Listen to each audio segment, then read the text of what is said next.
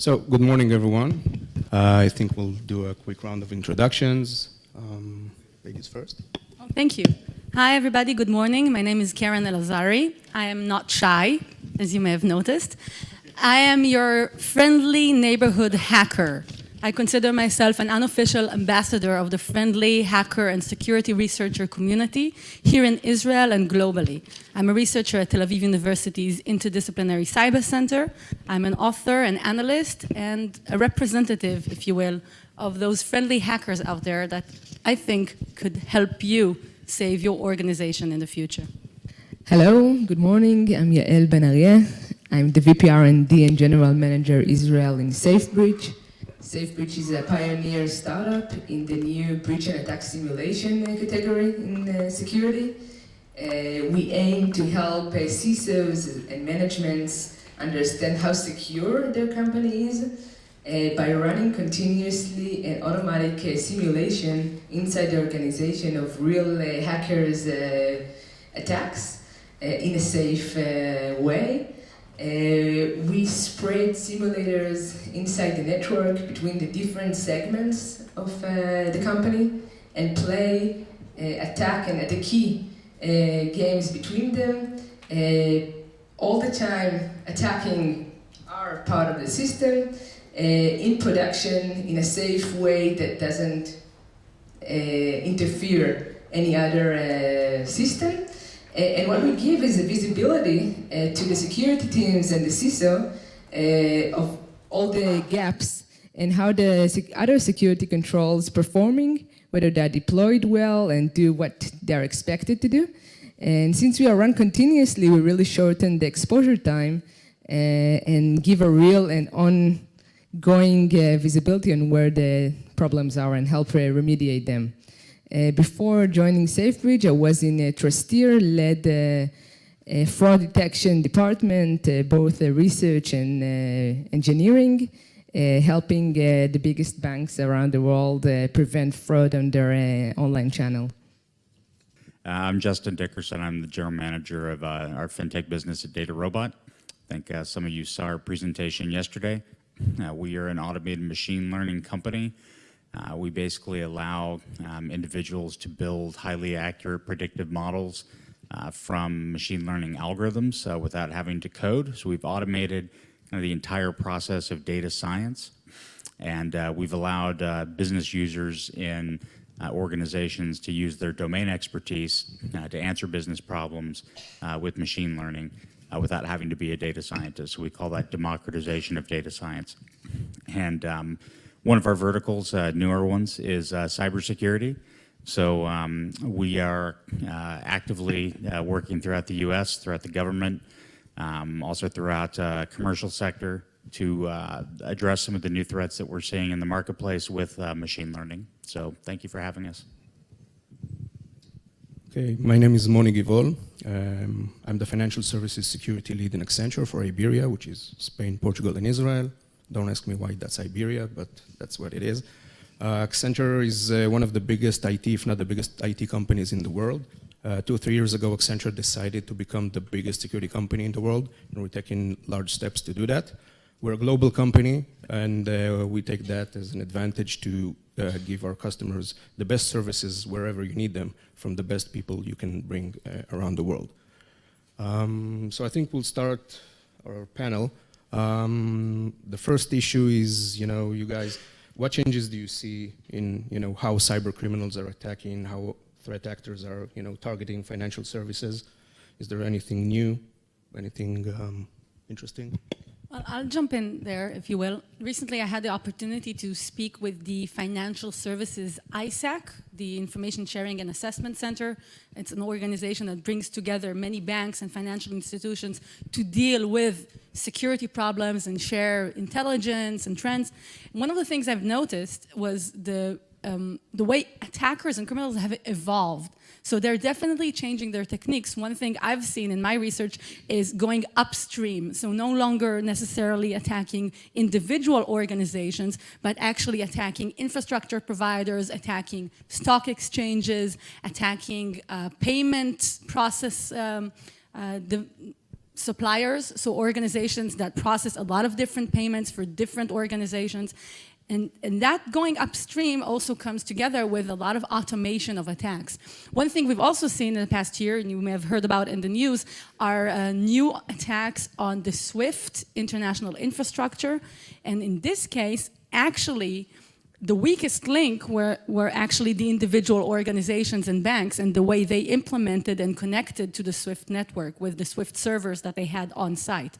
In that particular attack, you may have heard of an attempt to steal about $1 billion from various accounts of central banks around the world. Eventually, the attackers made off with about $80 million. And the rest of the money, the fact that they weren't able to transfer the money out, the only reason they got caught was actually because of a typo in one of the bank transfers, that they tried to send out money to a fictional nonprofit organization, and instead of giving out the name, whatever foundation, they wrote foundation with an A. And that was the typo that a human analyst, not a machine, by the way, not an automated technology, but a human analyst, actually, I believe it was a Deutsche Bank, if I'm not mistaken, actually flagged the transaction. This is what led to stopping this multi-million-dollar heist. So the attackers are getting very creative. They're going upstream, and they're using a variety of techniques, and they're definitely not staying in place. They're evolving all the time. So every time we as an industry find a solution or an approach, they will definitely come up with a different technique to bypass it. I would like to add about SWIFT. It's a great example because we're seeing they're becoming a lot more sophisticated and focused. So they learned how SWIFT worked. They were able to manipulate the alerting mechanisms also. So they attacked during the weekend because they knew it would take time for someone to identify the transactions. They ignored the alert mechanism, the printers that were supposed to print out the alerts. So they studied how SWIFT works, which is a step up in attacks. It's not something generic. Someone invested a lot of time to understand the infrastructure and how it works and attack it. 2 weeks ago, we had one in Russia, a week before in India. It's becoming more and more out there, SWIFT attacks. And we need to remember that, SWIFT is in the news, but that's not the only place that you can steal money from a bank.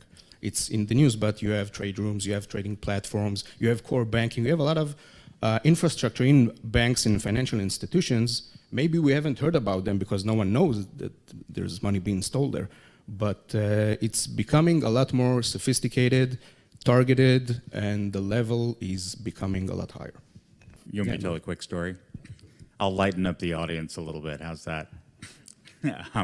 So we heard a little bit about some control issues, right? Internal controls, trying to catch the bad guys, and I'm always really a big fan of trying to look at your own organization and spot who could be doing something nefarious within your own walls. And one example I have, funny story, I worked for a very large organization earlier in my career, and we were raising money to launch our own credit card. So we went out to the financial markets. We launched a $1 billion corporate bond offering. Finished, if you've ever done corporate bond offerings, you do them in 24 hours. And so you hire a bank like Goldman Sachs, you go out to the investment community, and say, I need to raise $1 billion, and you issue bonds, and the money, what people forget is the money actually comes into the organization, so it's a real $1 billion. And in this particular organization I'm mentioning, we had internal controls like you would not believe for spending money. Any receipt I would have to turn in from a business trip down to taxi fares, anything you would do in the organization in terms of buying software, going out and hosting the company Christmas party was all tightly controlled. But the night that $1 billion came in, I was sitting in a room by myself and providing our bank account code to the investment bank. And there was absolutely no controls that night that would prevent me from putting in my own bank account and walking out with $1 billion. I just happen to be a very nice individual. Just funny story, but very, very true about, the need to, really control your internal processes as well. Now tell us the true version. That is the true version, actually. Yeah, if I had the $1 billion, I wouldn't be here. I saw your Porsche parking outside. Yeah, exactly. You know, you saw my Git cab that brought me here this morning. What we see is that in parallel of new techniques raising all the time and new attacks, we're seeing also a returning to old-fashioned attacks, and all the time going back to all the techniques. And what we understand that you can never rest. I mean, although some techniques seems very old and they're already not relevant, once you less focus on them, hackers will continue back and use them. The criminals. The criminals, yeah, the It's an bad important hacker will go back and use them. So you can never rest. I mean, you can't leave the old techniques aside and saying, okay, we move now to Swift, but what about the old-fashioned? I mean, it doesn't stop, and we have to cover them as well. That's what we are seeing. Yeah, I agree. I think WannaCry was a great example. It was a patch that was, out for 3 years and no one did it, and we saw the impact it had globally. So, people are still not doing the basics. So, yeah, it's nice to try and find new and sophisticated attacks, but I totally agree. You need to go to the basics. Do you guys see any, adoption of new approaches by organizations to start to have better resilience, to maybe start? And I think we use the analogy of attacker and defender. I think it's a wrong one. I think it's more like an adult trying to take a candy from a baby, at least at the current landscape. Do you guys see anything that could help? Yeah, I definitely see a couple of approaches that are, in my point of view, representative of the way sophisticated organizations are looking at security.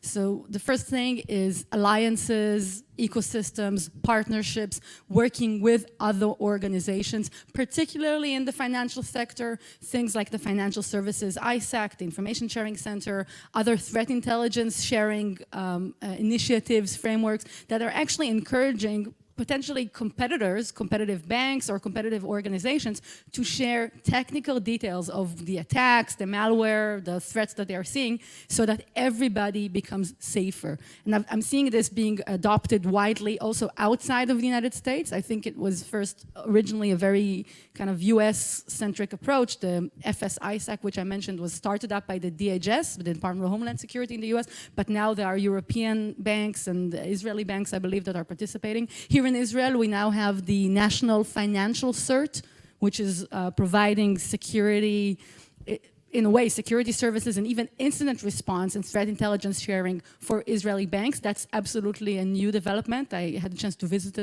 visit with them a couple of weeks ago. I recommend that everybody who is a bank or a financial institution in Israel speak with them as well. And the second thing, other than, you know what, I'll let somebody else give out their idea, and then I'll finish with my third idea or second idea. Go ahead. Okay. So we are part of a really huge change and a new understanding that you can't solve dynamic changes in a static way, meaning the whole breach and attack simulation, it's a new category was presented by Gardner recently that look on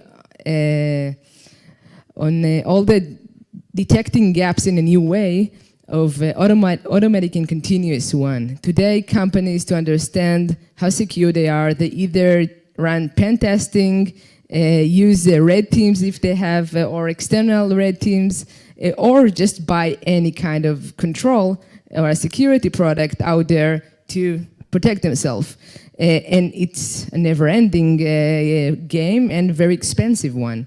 And we are seeing more companies looking into automation and into running continuously attacks in the organization, helping them validate all the time that the system works as expected and to try to find gaps the minute they appear. I mean, as a CISO, as a security, I would like to know that each time I plug in a new computer, I change a rule somewhere, I open a port, what happens now? How it affects my system? I want to know it a minute after it happens and know next time I will have a penetration testing in my environment.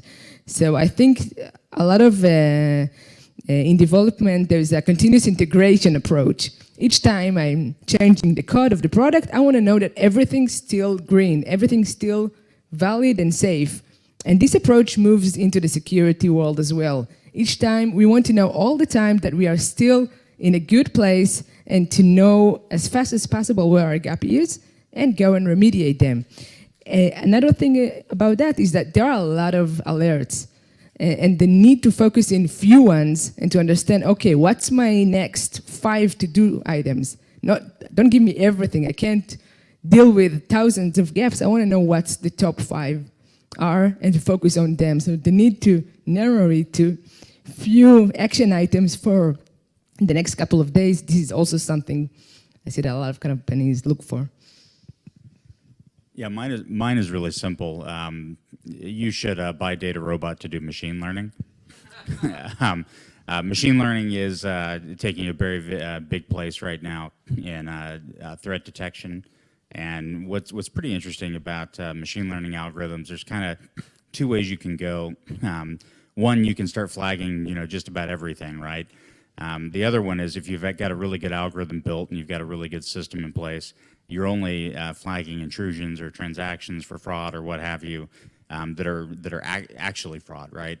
So, one interesting thing we did is recently worked with, depending on how you count the biggest bank in the world, one of the biggest banks in the world, and looked at how many anti-money laundering cases their fraud examiners were looking at, and simply put in a very basic set of machine learning algorithms and saw those transactions, false positives that their examiners were looking at fall by 75%. So when you look at how much value machine learning can deliver by constantly being vigilant and being in place to help your fraud examiners. One another interesting story: U.S. Bank just paid a $600 million fine for having a poor AML program. And when you look at what some of these algorithms cost to deploy, they're pennies compared to what some of the fines can be for not having good tools in place. I want to jump in there, if I may, and add on what Yael mentioned. So you mentioned red teams. How many people in the room are actually familiar with the concept or the idea of red teams? A couple are, but the rest of you are not. So it bears repeating. The idea of a red team is really that you hire an external security assessment team, not just to conduct a risk assessment or penetration testing in a more traditional way, but actually to really bring the entire spectrum of attack techniques and approaches that an actual criminal organization would deploy against you. And that includes physical security and social engineering and planting little gadgets in your network, in your environment, everything that a criminal organization might do if you are actually targeted. And that's a much broader scope than most penetration testing or risk assessments are today. And I'm definitely seeing more organizations adopting this red team approach and not just hiring outside external red teams, but actually building internal organizational teams that are tasked with continuously finding those security vulnerabilities in-house. And when we talk about the red, it also bears repeating. The idea is that the defenders are the blue team and the attackers are the red team. So instead of thinking about white hat hackers and black hat hackers, maybe think about blue and red as dynamic forces that you can adopt both of those aspects to make your organization safer. And I'm definitely seeing a lot of organizations building up their internal red team capabilities. I think the emphasis is really on the new approaches. I've been a CISO of a global company. I've been in security 20 years. Our defenses don't really work, Security is lagging behind because we have constraints. I used to go to steering committees. I don't remember any of the criminals sitting beside me waiting for the decision. They work in a different way. So we're dragging behind because we work differently, totally different than the attackers. So we need to adopt new ways of defending, as they mentioned, the breach and attack simulation red team, maybe even going a step further to the purple team, which is a combination of red team and blue team working together. After doing the breach simulation, you actually debrief the blue team how you did it, and you can build use cases based on the attacks, because defenders and attackers think differently. Other things we see from our experience with customers is implementing RPA, which was mentioned, is robotics processing. We see a lot of the problems are the human factor, basically. People are lagging behind. If it's SOC level 1 people that have 1,000 tickets open and they don't really care about security because their manager insists that they close the tickets fast as they can, so they don't have enough time to actually see if there's a breach or something. We see that in identity processes. We did a few projects for our customers where we saw immediate improvement of over 40% in terms of lagging behind and backlog of identities being created, of actually improving the way a SOC level 1 person works or doing incident response. That actually improves immediately. You have 24 hours of work. You don't have people taking time off. The error mistake, the false positive that you get are lowered a lot. You prevent a lot of alert fatigue, which we see a lot. So I think definitely these approaches, the red teams, the trying to do the adversary simulations, learning from them, implementing how the attackers work, building threat hunting capabilities, learn from the attackers you bring in. You bring an external team, don't let them do the work and go. Insist that you learn how they do it so you can then copy, we can call it copy, and do it on your own, improve your skills. So I think Nadav mentioned in his keynote that they encourage, that EY encourages organizations to bake security into the design process, that you want security by design. And that is absolutely a good approach. However, I would claim that that in itself is not sufficient in these days. As Yael mentioned, there is a continuous process of evaluating security. And as Nadav mentioned, we are now seeing a lot of organizations writing code faster, deploying code faster, shipping out apps, processes, using cloud services. So your IT environment or your information environment is actually not something that you can just bake security into in the first month of design and then fire and forget about it. It is actually a continuous process. And in the same way that we're seeing in the development ecosystem and the IT ecosystem, the idea of DevOps or continuous operations around the development and the deployment of software and information services, we are also seeing the rise of DevSecOps. That means bringing security into that DevOps continuous process. So every month or every week, as your organization uses new technology or ships out a new app, a new product, a new cloud instance, whatever it is, you still need to have security baked into that ongoing process. So in the words of many wise men that have said this before me, security is not a destination that you arrive at and then you're happy and relaxed and you can have a coffee. It is an ongoing journey that you have to be on every day, every week in your environment, in your organization. That if I had one message for you guys or for the ladies and gentlemen in the audience, it would be that today.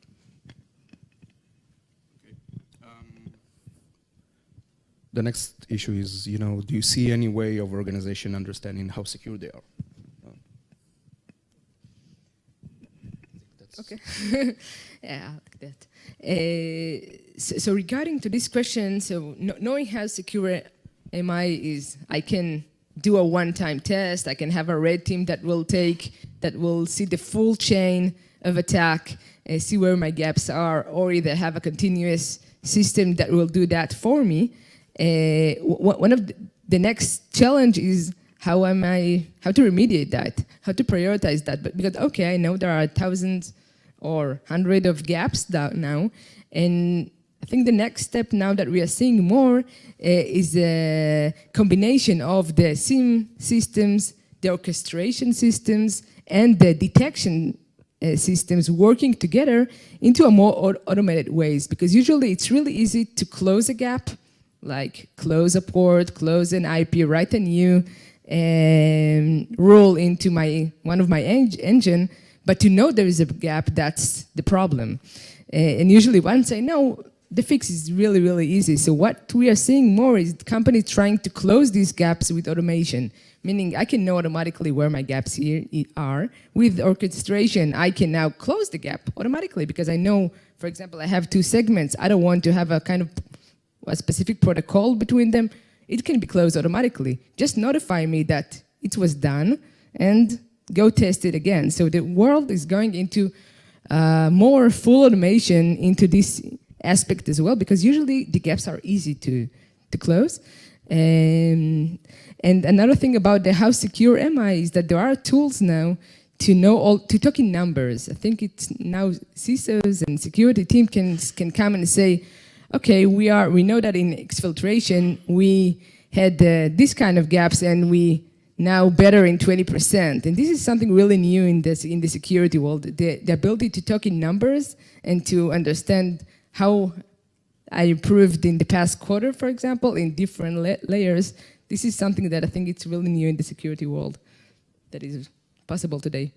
I think we have a unique industry where, you know, the CEO can come and ask the CISO, how secured am I? And would say, I have no idea. Imagine ask the CEO asking the CIO that question, how much storage we have, or another question. If he doesn't know, he'll probably be on the next day going home.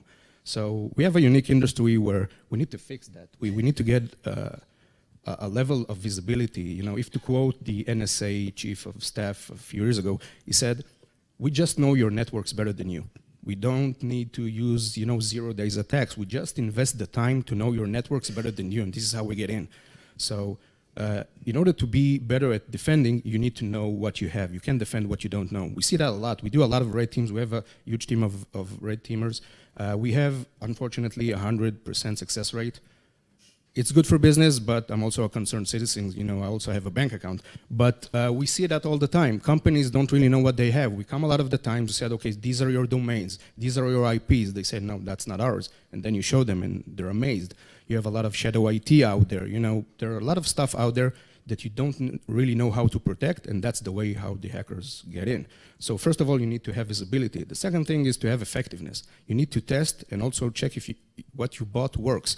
It's nice to jump to the next shiny toy because it's interesting and it solves even cancer, maybe. I don't know what the brochure promised you. But at the end of the day, most of us implement the new security control and we go to the next one and it's working at tops out-of-the-box settings with 20% effectiveness. And it might help you if you improve that. By a little, you get to a higher level of security. You sometimes do a pen test. You sometimes do a risk assessment. And sometimes the results are you need to change your entire infrastructure, which is mostly lost on the organizations. At the end of the day, just you put it under your screen to put it higher. That's the report, then it stays there.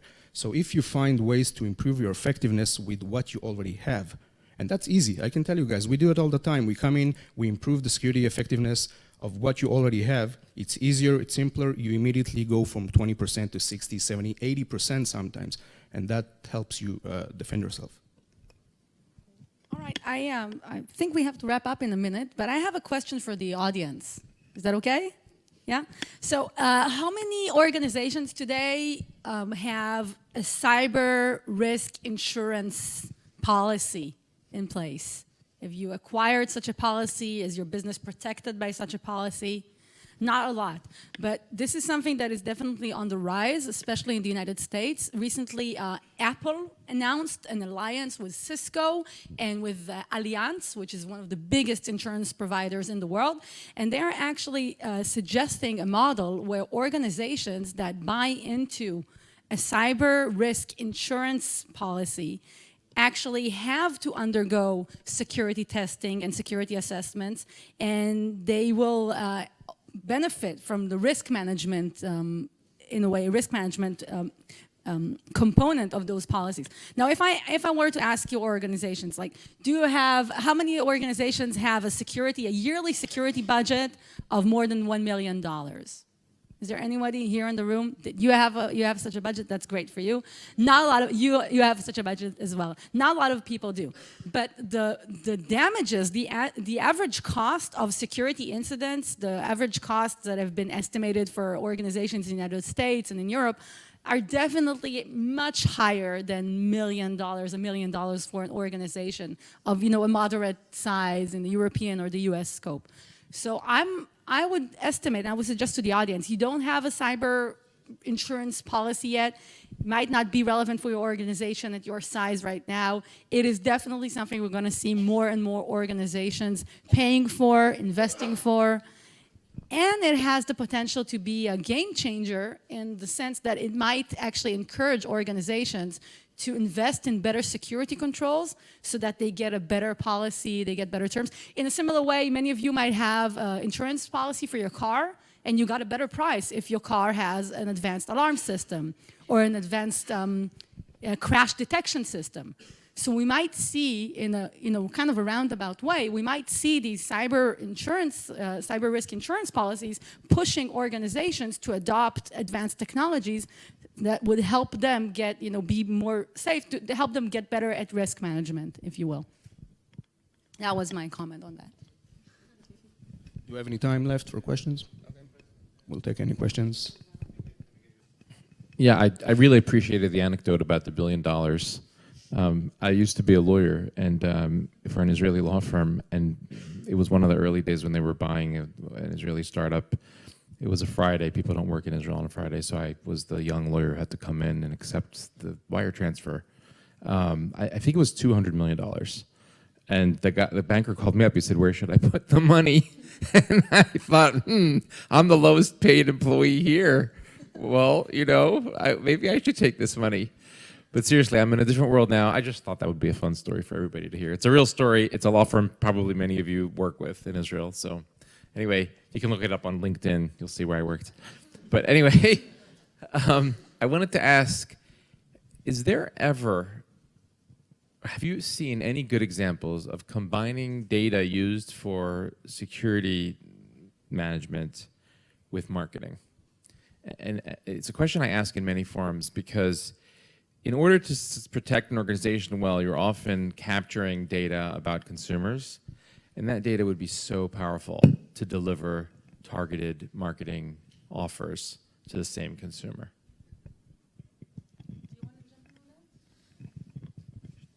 I think it's a good idea. Thank you.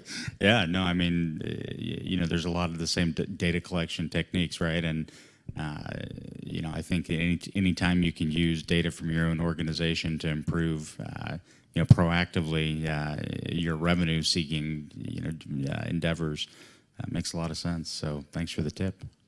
Well, You haven't I can tell you the done it, companies right? already do it. It doesn't have to be related to security because you have BI in place. You have a lot of systems that collect the data from the customers. To be a CISO of a travel company, and we collected a lot of data, and we used that for marketing, but it wasn't related to the security. It was related to the business.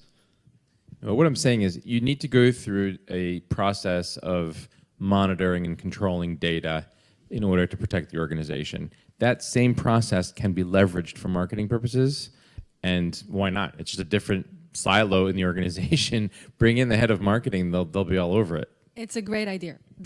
I haven't really heard of it done in that sense. The one example I can think of is something called continuous behavioral biometrics.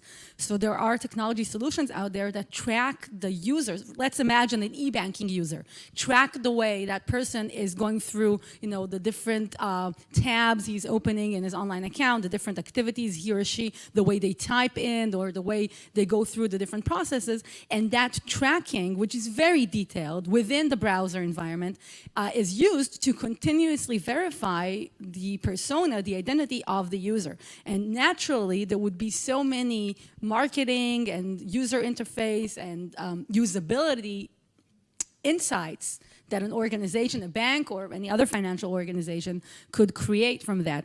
I don't know if Google is doing something similar. I do know that the Google Chrome team spends a lot of time looking at the usability and the way people use a browser, the way they look at a different, they experiment with a different lock size, like the green SSL lock. They experiment with different text, different sizes, different colors to see how that influences people's security decisions. So it's not necessarily used for a marketing point of view, but it is definitely informative of the way, Google is a very data-oriented business. It informs the way they design their next browser solutions, etc.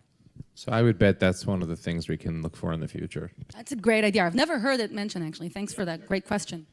I have a patent on it. Really? No. Oh.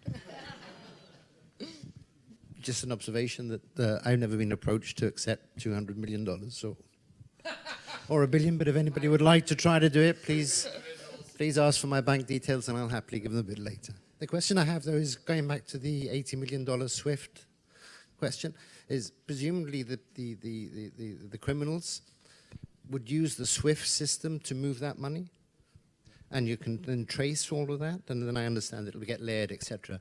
But haven't we got to the stage now that this has been happening for so long that we should be able to very quickly and effectively secure that money, knowing that it's gone, and if it's in a bank in whatever country it is? So in that particular case, by the way, if you are all interested to learn more about this massive SWIFT hack, some online researchers have called it the Lazarus Group. It has been linked with North Korea, interestingly enough. And the claims were that at least some of the money that went into banks, particularly I believe in the Philippines, if I'm not mistaken, some of that money has been recovered, but not all of it. And the really, the windfall was that they were able to prevent about $900 million in transfers, and it was only the 81 million that got out. Actually, that's an interesting, for those of you who participate in the blockchain and the cryptocurrency conversations, it might actually be easier to track down money transfers using blockchain protocols. You'll have a better visibility, a much clearer understanding of where the money went to than you would with the present day kind of prehistoric system, if you will, definitely of the past century of wire transfers and money moving globally. I mean, it would seem to me that there's maybe greater efficiency from, in this occasion, SWIFT, in terms of them improving their transfer system, yeah, but not on the other side of it, which is to control the end use of that money and follow that trail as effectively. So they provide a platform. They can't really intervene with how much money you transfer or who does it. That's the responsibility of the, someone that pays someone and someone buying. So what we saw in a few engagement is that, SWIFT is pretty secured. The protocols are okay, but it really depends how you implement SWIFT in your organization. So you have the boundaries of SWIFT. They have very good instructions on how to implement it. They do a lot of work, trying to secure it. I can give you an example that we found that the MQ implementation of transferring the messaging was not secured. No one used the security mechanisms for MQ. So we were able to change transactions. And actually, someone thought he was transferring 1 million. We could change it. So it really depends how the organization implements the SWIFT environment too. And it didn't really have any competition, kind of until the rise of blockchain solutions, right? So now I'm hopeful this would push for better security controls and alternatives. This is likely to be the big catalyst to look at both sides of the equation for the monoliths like SWIFT and that, yeah? Okay, so I wanted to ask about user behavior analytics, because a lot of people talk about it, but very few use it. And apparently there are some problems on the process side, how exactly you implement it, because it tracks your internal workers. Okay. Well, I don't really have anything extremely brilliant or new to say about it. I can just say that, like any promising technology, it relies on the implementation, the way organizations use it. Are you concerned with privacy of the users, or what was exactly the problem? The problem is the process. Let's say you page somebody, visit a person, and it's your internal employee, in fact. Yeah. So you need to develop a real good practice not to have false positives. Okay. Well, A lot of system in place in order to implement it without huge errors. yeah, I think I understand. Well, maybe this is something that Yael can touch on, actually. Yeah, so I know that, for example, in fraud detection, for example, I was part of online financial online institutions. So yes, you have a real problem with false positive. You can gather all the information, you can know how good a user look like, but in order to catch the hacker or the problematic employee, it usually in the small places, like the typos, like the data that doesn't fit, and it can be done well with machine learning in place, helping to reduce the false positive, but also with great analysts. I know that, for example, in Trusteer, we had a relatively small analyst team that work with data of thousands of banks, allowing to really give each customer the 10 or the 20 real fraud each day, and only and with zero false positive. So it's possible, but it requires a lot of first data collecting and a good data processing, and I think it still requires the human analysts to reduce the false positive. That's what I'm familiar today, but it doesn't require much. It's not. I mean, it really fell into individual analysts. I want to add to that. You need to learn the business. That's the most important thing in security.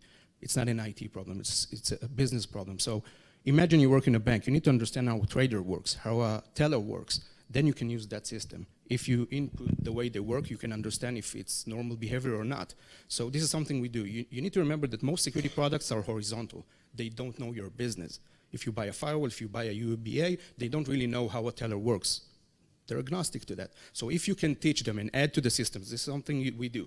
We know how FS works. We know how a teller or a trader works. We put that data into the system to try to identify in logs, in applications, in the core banking systems. We know how they work. So if you can identify what's normal and what's not, you won't get the false positives, and it will have actual value. Otherwise, you will find something out of the box, as we said before, something that the company already thought about, okay, this is how attackers work, which is really not the case because usually vendors don't really know how attackers work.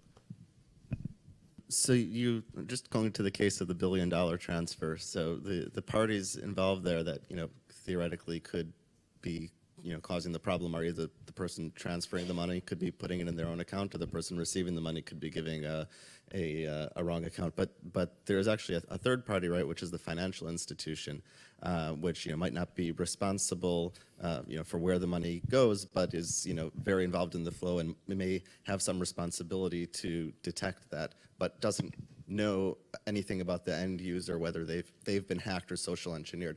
Any approaches to how the financial institution could find out whether their customers or even their customers' suppliers have been hacked?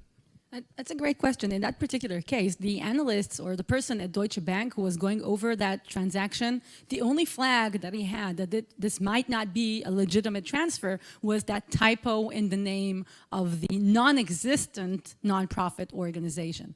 So one way would be to automatically implement tools and mechanisms that would verify the identities. It could have been easily automated by an algorithm or a tool to check the name of that beneficiary organization against a database of registered organizations, companies, nonprofits, whatever, and then any basic spell checking plus, some API into a directory of businesses would have flagged it as a non-existent typo named organization. It didn't have to be a human person that spotted it in that particular case. And Deutsche Bank are not, they weren't the people.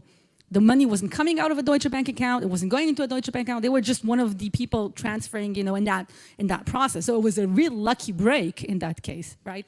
So one way would definitely be to implement automated checks on the identity of the beneficiary organization and the one that's maybe targeting or starting the wire transfer. That would be my, learning for that particular case. I believe it could have been easily prevented with an automated technology solution, which I don't know if that's something that you guys do or that you guys do, but if it doesn't exist in the market, it would be a very beneficial tool set for banks to protect themselves. There are also solutions that do a profiling on users, and then you can see, okay, usually I have your guy that have only a few hundred expense on a monthly base, and now he get $1 million. How come? I mean, that's weird. Let's see the rest of the parameters. So once you profile your customer, your user, your employee, you can see where the difference are, and then you will find only few, and you'll need to see, okay, is it a false positive or a real issue? But you will have way less incidents. So there are solutions that would do this profiling and can catch these kind of activities. Thank you.